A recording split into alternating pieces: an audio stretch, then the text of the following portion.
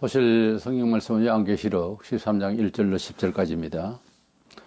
내가 보니 바다에서 한 짐승이 나오는데 뿔이 열이요 머리가 일곱이라. 그 뿔에는 열 왕관이 있고 그 머리들에는 신성모독하는 이름들이 있더라.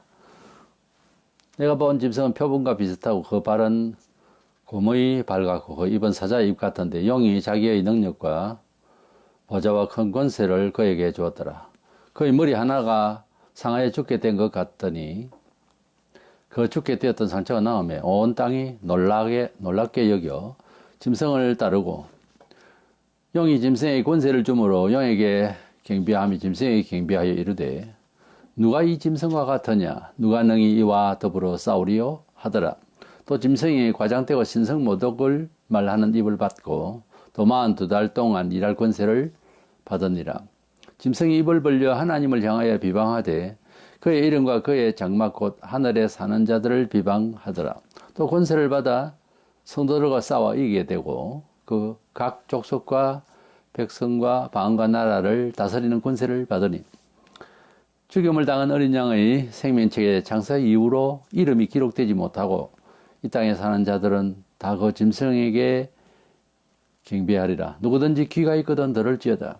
사로잡힐 자는 사로잡혀 갈 것이요 칼에 죽을 자는 마땅히 칼에 죽을 것이니 성도들의 인내와 믿음이 여기 있느니라. 아멘.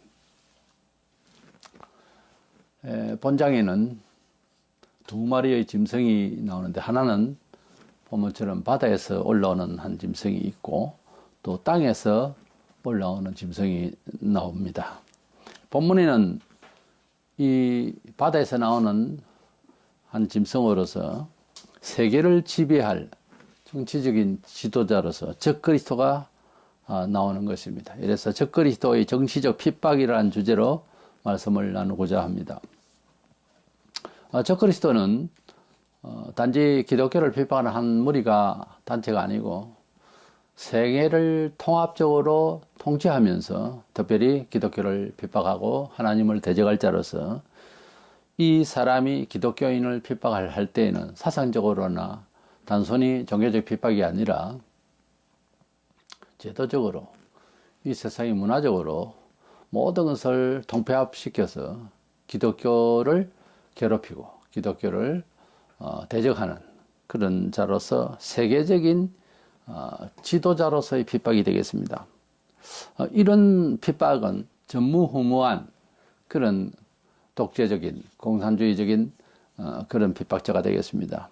예수님께서 일찍이 요한복음 14장 30절에 이후에는 내가 너희와 말을 많이 하지 아니하리니 이 세상의 임금이 오겠음이라 그랬어요. 이 세상의 임금이라고 하는 말씀을 하셨는데 그때 당시에 그때 지역에는 헤롯 대왕이 있고 해도 이 말씀은 마지막 때가 되면은 세계를 지배할 세상의 임금이 올 것이다 하는 것입니다. 그래서 적그리스도의 예언을 미리 말씀을 하셨어요.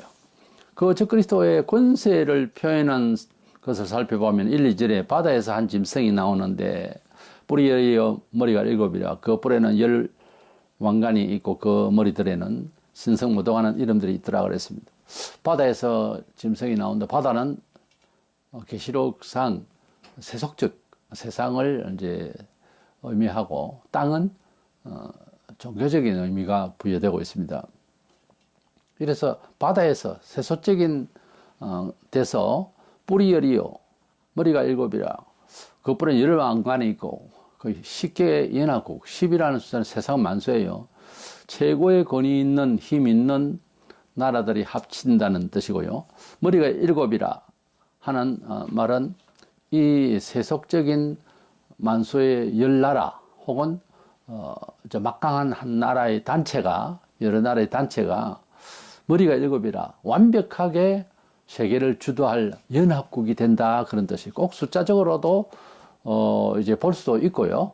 어떤 그 힘의 세력이라든지 그 세속적 어떤 영광의 완전성이라든지 이런 의미에도 이 수치적인 내용을 이해하면 되겠습니다. 어쨌든 어떤 연합국이 적그리스도를 중심으로 해서 단체를 이루고 이 세계를 주도하게 될 것이다 하는 점입니다. 적그리스도는 12장에서 3절에 나오는 그 용의 그 모습을, 용의 세력을 말한다고 볼 수 있습니다. 우리는 시대마다 세계 패권국이 있는데, 지금 미국과 소련과 러시아와 또 중국 이렇게 세계를 제법 주도한다고 할 수 있는 그런 나라들이 되겠습니다만, 앞으로 나타날 세계 주도국은 지금 생각하는 양상하고 다릅니다. 온 세계가 그거 없이는 못 살아가는 지경이 되니까 하는 소리입니다. 그래서 세계적으로 역사 속에서 성경상 볼 때에 이스라엘의 적대국, 즉 하나님을 적대하는 나라로서 세계 패권국이 6나라가 지나갔습니다. 애굽, 아수르, 바벨론, 마드파사, 헬라, 로마 이렇게 지나갔는데, 이 모든 6나라를 합쳐도 이제 다 그렇게 설명 다 할 수가 없는 그런 마지막 번째 나라가 되겠습니다. 그 나라가 바로 이제 용의 세력을 받게 되는 마지막 적그리스도의 연합국이 되겠습니다. 이 나라들, 애굽, 아수르, 바벨론, 메데파사, 헬라, 로마 이런 나라들이 보면은 유능한 지도자가 나타났습니다만은, 그러나 역사적으로 보면은 그만한 힘과 지혜와 용기와 이런 사람이 잘 없었거든요. 이것은 마귀의 역사였습니다. 특별히 하나님을 대적한다고 할 때는 그 머리가 어떤 면에서는 굉장히 뛰어나요. 교회를 핍박하는 사람들이 바보가 핍박을 하지 않습니다. 굉장히 계산이 빠르고 굉장히 세속적으로 뛰어난 머리가 있는 사람이 핍박을 할 때는 더 무서워요. 또 개인적으로 예수 믿을 때에 핍박을 좀 강하게 하는 사람들 있잖아요. 이런 사람들은 세속적인 영이 좀 더 강한 사람이에요. 상당히 강하고 열심과 어떤 이런 면모가 있어요. 그래서 이 나라들은 다 이스라엘 하나님 백성의 나라를 이제 대적하고 그리고 하나님을 핍박하는 이런 나라들이었죠. 세계 패권국 중에서 이제 마지막 때 나타날 이 적그리스도를 중심한 이 적그리스도 국은 정말 상대를 할 수가 없는 그동안에 있었던 6나라의 그 세계 패권국의 어떤 장점과 또 강한 세력들을 전부 다 모아 그런 내용이 되겠습니다.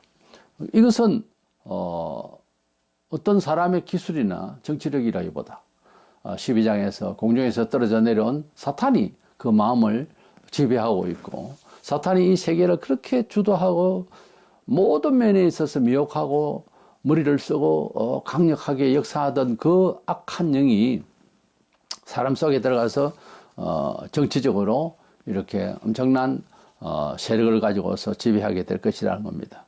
사람이 참 무슨 영을 받느냐는 것은 너무 좀 중요하고, 아무리 공부를 많이 하고 또 가정 환경이라든지 여러 삶에 전쟁 중일 수도 있고 평화로울 수도 있는데, 어떤 시대에 어느 지역에 어느 가정에서 났든지 간에 세상의 영과 하나님의 영은 반드시 이 두 가지는 받게 됩니다. 사람이 자기 머리로 사는 것 같아도 이 세상 살아가는 것은 나중에 알게 돼요. 흠의 영, 마귀가 주는 영입니다. 그래서 공부를 해도 뭐 좀 효과 있게 아는 것이 힘이라고 뭐 하지만은 결국은 이상하다, 쏘갔다 싶은 생각을 하고 인생을 마무리하게 되어 있는 거예요. 일찍 그렇게 깨닫고 죽는 사람도 있고요. 뭐 사고로 죽고 병으로 죽고 그렇게 뭐 요즘은 백신이 하지만 어쨌든 이렇게 죽게 되는데, 죽을 무렵쯤 되면 적어도 60, 70 되면은 세상이 굉장히 험하고 답이 없는 세상을 만났다 이런 생각이 들게 되어 있습니다. 때문에 유아 때부터 창조주 하나님을 미리 가르치기 나아요. 이래나 저래나 학습 아니겠습니까? 안 믿는 사람이라도 그렇게 하는 것이 구원받을 기회가 주어지는 겁니다. 그래서 성경이 없이, 복음이 없이, 하나님이 없이는 인생을 어떻게 살아도 그 영은 악령의 세계에서 유도하는 대로 가게 되어 있습니다. 사람은. 가룟 유다 같은 경우에 3년 넘어 다른 제자들과 함께 침식을 같이 하고 주님 옆에서 보고 듣고 다 했습니다. 근데 그 영이 안 바뀌니까 요한복음 13장 2절에 마귀가 벌써 시몬의 아들 가룟 유다의 마음에 예수를 팔려는 생각을 넣었더라 그랬어요. 마귀의 지배를 이렇게 받으니까 유다 자신도 어떻게 보면 안타깝죠. 이 마귀가 예수를 팔아야 되겠다는 생각을 집어넣었다고 그랬어요. 마음속에. 그러니까 가룟 유다는 영의 세계에서 기도하고 하나님의 말씀으로 말씀의 칼로서 방어할 생각도 없고 이러니까 이 마귀가 주는 이 마음을 그냥 뭐 냉큼 받는 거죠. 달콤하게, 지혜롭게. 원래 창세기 3장에서 원죄를 지을 때 마귀가 뭐라 했습니까? 하나님과 같이 된다 그러고 아주 탐스럽고 먹기 좋은 과일로 보이게 하고 이런 그 감정이라고 하는 것이 어떤 시각적인 면에서 심판받기 전에 소돔 고모라를 아브라함의 조카 롯이 바라볼 때 참 아름답게 보였습니다.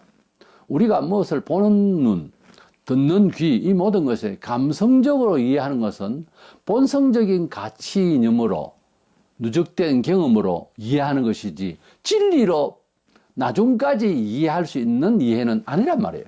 우리 판단이. 얼마나 무서운 이야기입니까? 평생을 살아도 오해해버리는. 그리고 우리가 사람과 사람 사이에서도 저런 사람이었나? 좋은 뜻이든 나쁜 뜻이든 모르는 바가 그렇게 있는 거예요, 사람이. 뭘 아는 것 같아도 모르는 게 있는 줄 알라고 성경은. 그래서 이렇게 너무 알고 너무 똑똑하다 싶은 것은 그 시대, 그 지역, 그 그룹에서 뭔가 조금 뛰어나게 좀 볼 수 있다 하는 것이지 넘어집니다. 너무 아는 척하면 넘어진다고요.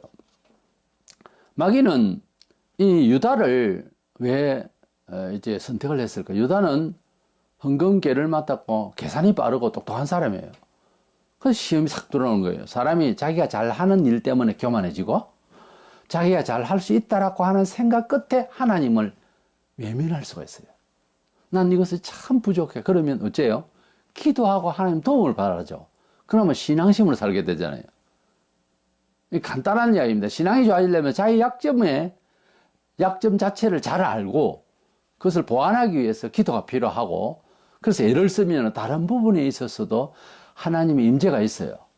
그래서 이 사람이 강점이 하나님 앞에 오면 잘못하면 약점이 될 수 있는 거예요. 사도 바울이 강점이라면 율법의 해석에 아주 능통한 그리고 빼대 있는 집안에서 유대주의적 사고방식으로 그때 당시에는 유대주의라고 하면은 많이 외식적이고 그렇게 진정성이 없는 형식적 거기에 아주 각이 선 사람이에요. 너무 그게 강점이에요. 그거 때문에 실수를 한 거죠. 메시아를 메시아로 알아보지를 못하고 조금 사람이 한두 걸음 물러서서 그렇지만 예수라는 사람을 다시 연구를 해봐야지 이 정도 되면 그 정서는 살아있는 거예요. 근데 자기가 너무 완벽하다고 생각하니까 그냥 잡는 거예요.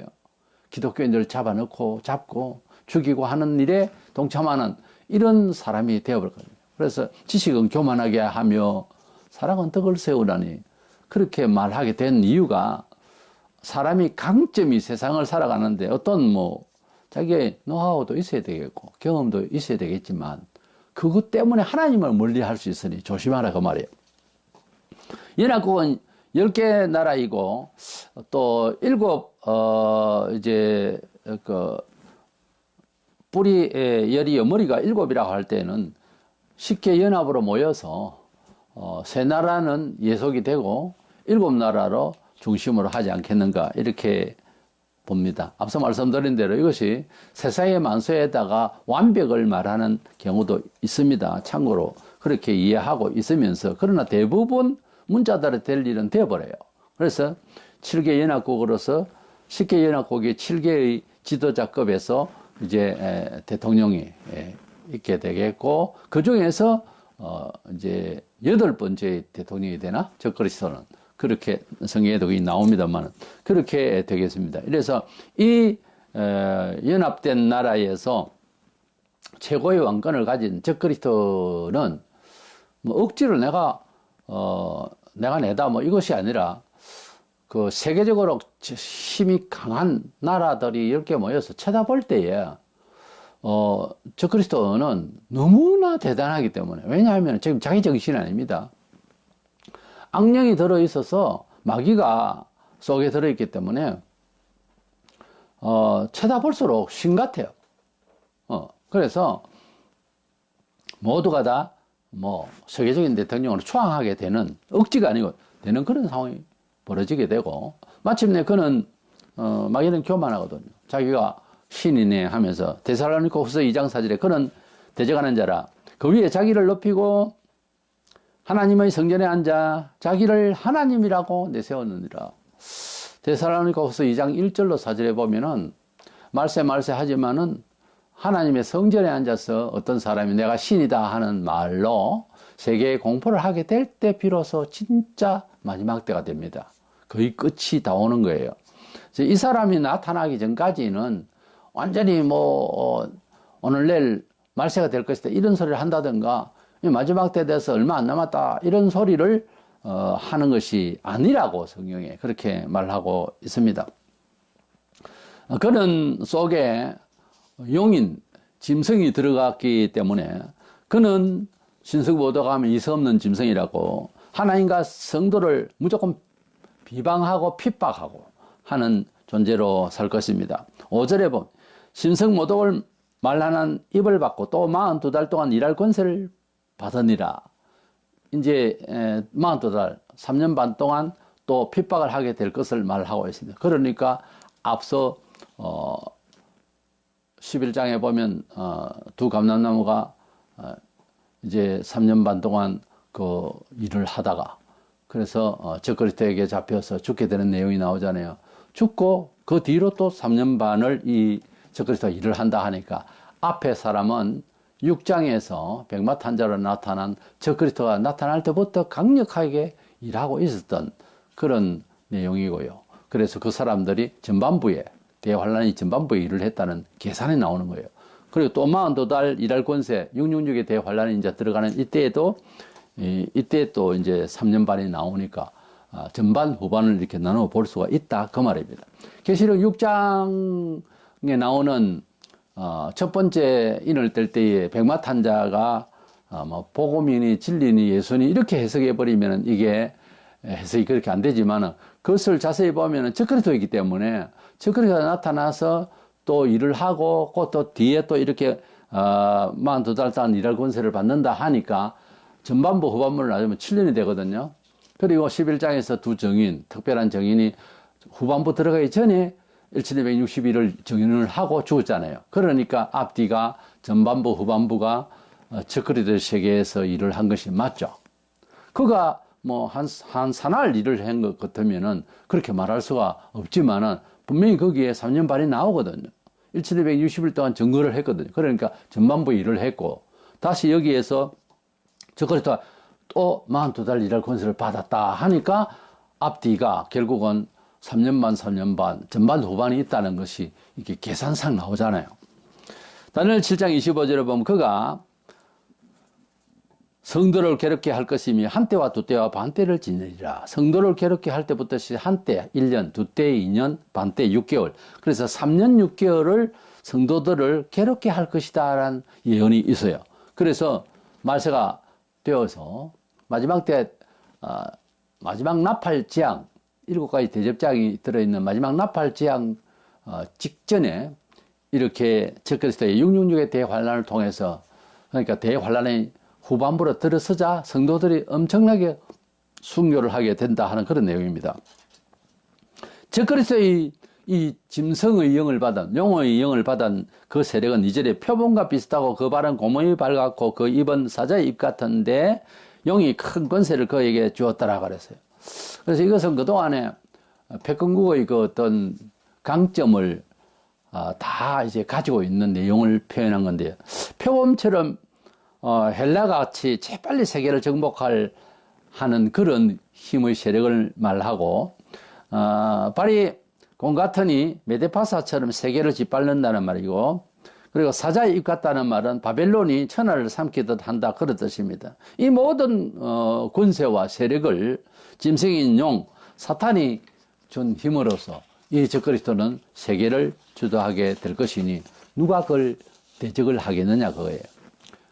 두 번째 생각하는 것은 이 적그리스도 국은 단순히 종교적으로 핍박을 한다 이런 차원이 아니고 제도적으로 아예 정치적으로 기독교인을 핍박하게 될 것이고 물론 이방인들도 압제를 당합니다만 이 정치적인 환란이라고 하는 것은 우리가 경험을 했죠. 일제 때에 정치적 환란이 딱 오니까 기도해도 잡혀가고 기도해도 죽고, 또 어떤 사람은 이제 보호처로 혹은 가는 수도 있고요. 그랬었습니다. 우리가 지금 70년 중반 이후로 기복주의로 완전히 물들었는 한국교회는 그때 당시의 신앙을 오해하는 사람들도 참 많습니다. 왜 피하지 거기 있었느냐 이러는데 그렇지 않아요. 성경에 이 순교할 사람은 순교를 하게 되고 그냥 육신을 보호로 이제 보호받아서 보호받을 수 있도록 또 하십니다. 그래서 산순교자였지 요한은 순교로서 완전히 죽은 것은 아니었어요. 그러니까 순교자로서 완전히 죽은 것은 아니라고요. 순교를 시키려고 죽이려고 했는데 살아나 버렸어요. 그래서 나중에 이제 거의 100세를 누리고 이제 돌아가셨는데, 뭐, 베드로 같은 경우라든지, 바울 같은 경우라든지, 야고보라든지, 이런 사람은 완전히 순교를 당했죠. 순교는 순교할 사람이 따로 있고, 살아서 증언할 사람이 따로 있다고요. 그런데 무조건 살아야 하나님의 은혜다. 이것 때문에 지금 문제가 심각합니다. 한국교회 복음이 완전히 변질이 되어 있어요. 그렇게 가르치면 사람들이 좋아라 하니까 하는 것이지요. 어떻게 책임지려고 그래요? 복음은 그렇게 우리 자신의 세상살이를 위한 것으로 이렇게 설명되어지면 안 됩니다. 이 정치적인 핍박이 올 때는 그것은 당하죠. 아예 제도적으로 뭐 통제를 하니까요. 보면 7절에 또 권세를 받아 성도들과 싸워 이기게 되고 각 족속과 백성과 방언과 나라를 다스리는 권세를 받으니 그래서 그러니까 성도들이 많이 핍박을 받는다는 거 싸워 이기게 되고 하는 말은 뭐 이론도 필요 없고 세력도 필요 없고 지금은 기독교 국은 아니지만은 우리 한국 같은 경우에 기독교에서 국가에 관여할 때 들어주는 경우도 많습니다.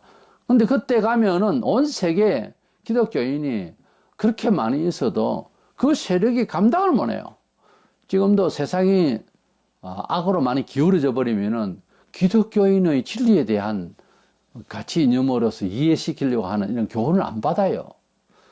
그런 어드바이스를 받을 생각을 안 해요. 사람이 너무 악해져 버리면은 복음 받기 굉장히 어렵죠. 우리가 전도를 해보면은 사람이 마음이 부드러운 사람일수록 좀은 낫죠. 그렇다고 다 잘 믿는다는 것이 아니라 좀은 낫죠. 전하기가. 근데 워낙 흉악한 사람은 엄청난 기도가 필요해요. 특별 어떤 케이스로서 하나님이 정말 그의 마음을 열어주지 않으면 예수 못 믿어요. 세상에 원망 많고 뭔가 상처를 너무 많이 받고 세상을 바라보는 마음이 잘못되어 있으면은 그럴수록 복음 받기가 참 힘들어요. 오늘날 왜 전도가 안 되느냐 어쩌나 하지만 그것은 삶의 환경 자체가 굉장히 어려운 시대를 우리가 만난 거예요, 사실. 그럼에도 불구하고 구원은 받아야 되지 않겠어요, 그들도. 모르고 있으니까 그러죠. 모르니까 핍박하고, 모르니까 하나님 없다 하는 거예요. 저 그리스도가 우리를 싸워서 이긴다는 말은 모조리 기독교는 다 죽인다. 그런 뜻이 아니에요. 뒤에도 그 기독교인이 나오니까요, 보면. 그러니까 그만큼, 이긴다는 말은, 우세하다는 거죠. 그리고 우리 기독교인들을 많이 순교케 하는 이런 내용이 되겠습니다. 그러나 그때나 지금이나 간에 우리가 하나님 앞에서 기복주의로만 아니라면은 놀랍게도 죽을 것 같았는데 사는 경우도 많이 있을 것입니다. 일제 때도 그랬습니다. 많은 사람들이 죽고 하는 가운데서 잡혀가고 하는 가운데서도 또 피신할 수 있는 기회도 있는 사람도 있고 어떤 경우에는 뭐 어떻게 가리움을 받아서 보호를 받아서 아무렇지 않게 세월이 지나가는 사람도 이제 혹 있습니다. 대부분 어려웠죠. 이래서 본문 8절에서 말하기를 말세가 되면은 저 그리스도를 전부 그 따르게 돼 있는 걸로 이제 그를 경배한다고 했어요. 그러면은 세인들은 뭐 경배한다고 보고요. 일단 자기들은 뭐 신으로 초항할 수밖에 없는 여건이 되어 버리니까. 근데 교회에서도 그럴 수 있느냐? 있죠. 일제 때에도 일본은 태양신을 섬기기 때문에 세상에 그런 웃기는 일이 없습니다. 예배 중에 있다가 12시 되면은 동쪽을 보고 태양을 향해서 일단 경배를 올리고 그 다음에 이어서 예배를 하는 아주 말도 안 되는 그런 그 형식이 있었습니다. 하나님께 예배를 해야 되는데 하나님 만든 물질을 보고 절을 한다고 하는 것은 이거 말이 안 되는 거잖아요. 뭐 이제 어른이 자식이나 손주에게 용돈을 두둑이 주었다. 그랬다. 돈을 놔놓고 절을 하면 어떻게 되죠? 돈을 두고 돈을 보고 절을 하면 어떻게 해요? 주신 분에 대해서 감사의 예표를 하는 것이지 어떻게 돈을 보고 절을 합니까? 그리고 뭐 장난감을 살 때 장난감 앞에서 뭐 절을 한다면 이건 보통 문제가 아니잖아요.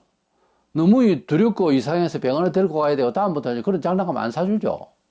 그러니까 하나님 앞에서 우리가 만물을 지으신 하나님 앞에 만물을 어떻게 우리가 취급해서 살면 될 것을 모든 우상 보고 절을 하고 두려움을 가지고 그냥 절을 하고 하면은 하나님은 무슨 생각을 하시겠어요? 그런 일이 정치적으로 이렇게 압제를 하면은 저 그리스도를 닮은 우상에게 절을 하고 저 그리스도를 초항할 수밖에 없어요. 다시 말해서 교회 안에는 그제나 지금이나 쭉정이 신자들이 혹은 신앙이 너무 옅은 사람이 참 많습니다. 이래서 그때를 위해서 강하라는 것이 아니라 일상에서 우리가 결국은 신앙으로 승리하는 삶을 살아야 되겠는데 그러지 못하고 있다고 하는 현실이죠. 때문에 꼭 그런 대환란이 아니고 일제대와 같은 그런 환란이 아니고 정치적 압박이 오는 그런 때가 아니라도 얼마든지 신앙으로 제대로 살라 하면 이 세상은 지금 현재 굉장한 압박 중에 있는 겁니다. 기독교인을. 범사예요. 안방에서 TV부터 시작해서 볼 TV 있고 볼 내용이 있고 안 볼 내용이 있다고요. 돌아서 아무 유익도 없는 내용이 있고 거짓된 내용이 있고 그러니까 경각심을 가지고 살고 하나님의 뜻대로 살면서 승리하겠다.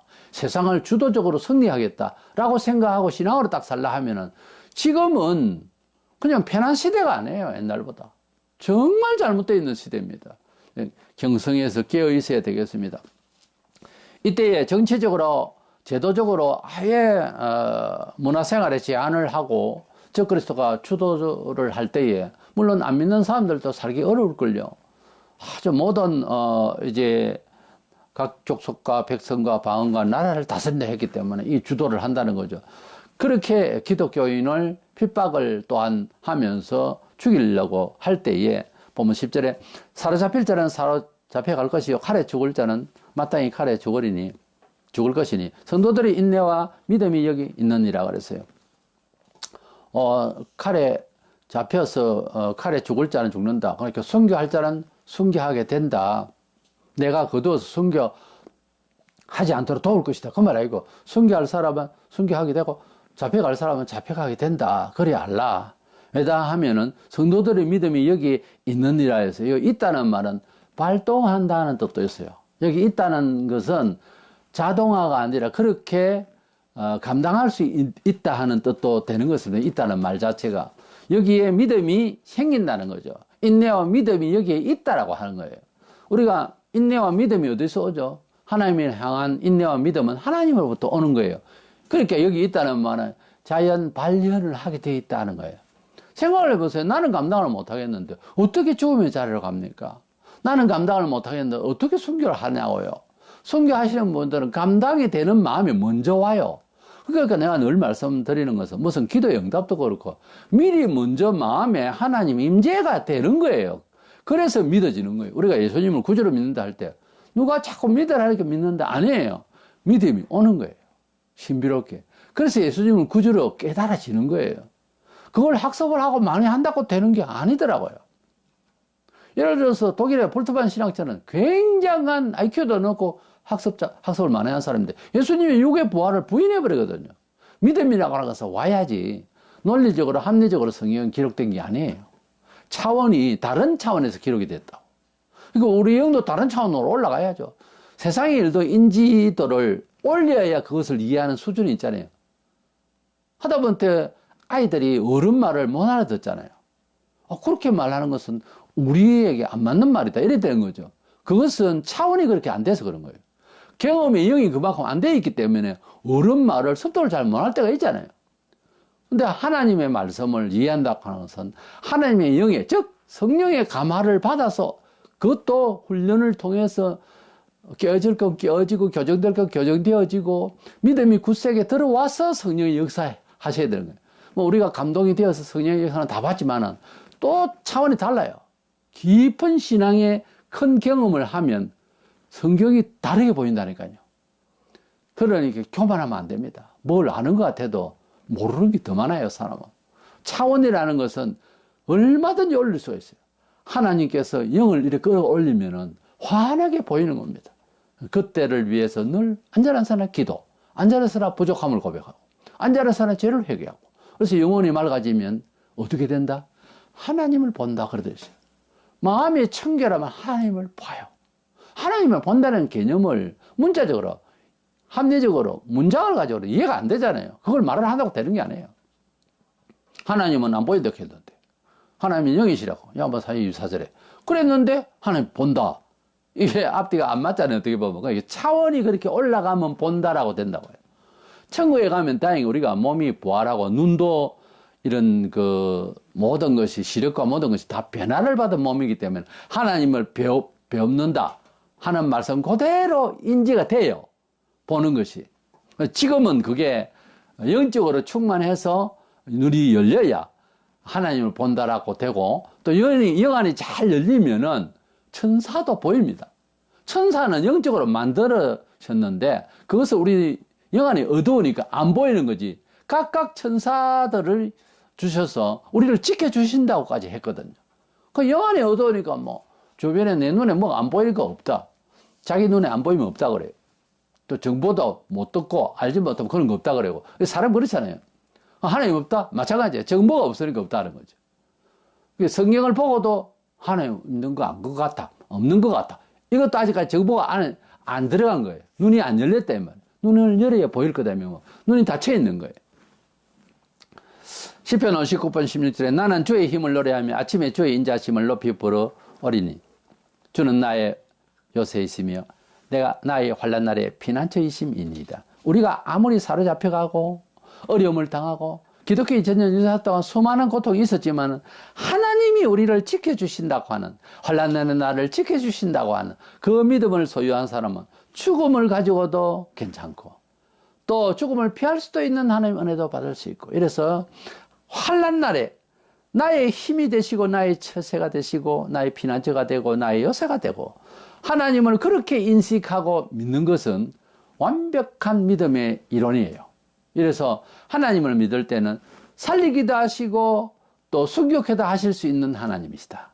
이렇게 믿으면은 아무런 걱정이 없죠. 지금 우리 시대에 그런 시대가 올 것이냐 말 것이냐 이걸 예감하고 기도하고 날짜를 알려 그러고 재림을 생각하고 그것이 아니라 이 시대에 우리가 적응하는데도 우리가 하나님의 힘으로 살려고 하는 신앙심이 강화되어서 경각심을 가지고 살아야 할 시대가 분명합니다. 기도 많이 하고 회개운동하고 정말 정결한 사람은 평신도로부터 목사까지요. 이 세상을 바라보는 눈이 달라요. 이 세상이 지금 현재 어느 정도냐? 완전히 쓰레기장 비슷합니다. 사실은. 그리고 사람들이 짐승 없는, 이성 없는 짐승처럼 이 사람이 과연 사람 행색을 하느냐? 얼마나 악하고 이기적이고 아주 사기가 만연하고 그렇습니다. 이 세상이 지금. 그 정도를 안다면은 우리가 하나님의 성리법을 말씀 안에서 배웠으니까 하나님 말씀대로 산다 하는 것은 어떤 극단적인 면에서요. 세상을 염세하는 것 비슷하게 그렇게 보일 거예요. 하나님의 뜻대로의 계산법은 세상에 바보소리를 듣는다고 잘못하면. 근데 그게 안전해요. 정말 그게 안전해요. 그래서 안전한 길을 우리가 갈 수 있도록 정말 하나님의 말씀대로 살려고 하는 경각심이, 그런 경건성이, 그렇게 우리가 깨어있는 정신이 너무너무 필요한 이 시대입니다. 그런 훈련이 계속되어진다면 우리 시대에 적그리스도가 나타나서 어쩌고 해도 똑같은 일이에요. 사실은 연장선에서 있는 일이에요. 그런데 잠자듯이 너무 영혼이 어두워져 있으면요. 그런 시대가 들썩오면은 그냥 좌절되는 거죠. 이거 어떻게 살지? 당장 이렇게 되는 거예요. 전쟁이 터진다 하니까 기독교인들도 사제기를 하고, 그거 보세요. 평소에 믿음으로 사는 사람이 아니라는 거지. 그걸 뒤집어 말하면요. 믿음으로 살지 않는 사람은 악한 사람입니다. 법 없이 살 사람인 줄 압니까? 믿음이 없으면 반드시 악한 영으로 지배를 받게 돼 있어요, 사람은. 믿음이 부족하다. 좋은 사람이 아니에요. 저 사람 참 믿음이 좋고 하나님을 두려워한다. 사람 함부로 취급 안 합니다, 그 사람은. 범사예요. 근데 믿음이 있는 동, 많은 동 하다 위험해요, 그 사람은. 인격적으로도 조심스러운 사람이라는 거 아니에요. 목사는 그렇게 상대를 해요, 사람을. 믿음이 좋고 회개하고 철저히 신앙으로 살아가는 사람은 편해요. 왜? 일단 하나님 앞에서 교만해 죽었으니까. 그런데 사람은 참 좋은 것 같은데 주일 제대로 나오지도 아니하고 헌금 생활도 안 되고 뭐 봉사가 없다. 근데 사람이 참 좋다. 목사는 그렇게 안 보지. 좋은 사람이 아니에요. 좋고 선하고 하는 판단 기준이 하나님을 어떻게 경외하느냐에 그 무게를 둡니다. 이것은 목사만 그런 게 아니고 영 안이 열리면은 그렇게 하게 돼 있어요. 가치 이념이. 평신도도 가치관을 다르게 합니다. 그러니까 처음에 예수 믿고 난 뒤에 가치관이 확 바뀌니까 내가 주의 종이 되어야 되겠다. 내가 주님을 위해서 선교를 해야 되겠다. 이런 마음이 들죠. 그런 가치관의 변화예요. 물론 하나님께서 주신 은사하고 믿음이지만은 그 믿음을 도덕적인 입장에서 볼 때 그렇다는 말입니다. 그 선을 알은 거예요. 그 의를 알은 거예요. 그 가치를 아는 거예요. 그게 계속 안 되니까 그 세상 반, 교회 반 이런 식으로 사는 거예요. 신앙 반, 비신앙 반. 몸에 그냥 편한 대로 살려고 그러고. 그러면서 인품만 지키려고 교회 와서 폼은 잡는데 그요. 그런 줄 알아야 됩니다. 그게 아니에요. 자기를 부정하시고 그리고 주님의 말씀 안에서 인정받는 소리를 빨리 들을 수 있어요. 집사님, 장로님 너무 이러면 잘하시는 것 같아. 이런 칭찬을 좀 받아서 신앙적 칭찬. 그러면 땅에서 어떤다? 이기게 되어 있어요. 이기게 되어 있어요. 모든 사람들이 그걸 경험해요. 하나님을 그렇게 경외하고 세상 사람은 힘이 부대끼니까 적그리스도를 따르지만 우리는 그 적그리스도 영이 지금 모든 사람에게 역사한다 하여도 우리가 하나님을 경외하면서 하나님의 오늘 나의 피나주시고 나의 힘이 되셨어. 나의 왕이 되셨어. 나는 그의 신하로 그저 하나님만 바라본다면 반드시 지금 세상살이도 승리할 줄로 믿습니다. 주 안에서 날마다 믿음 안에서 승리하기를 주의 이름으로 축원합니다.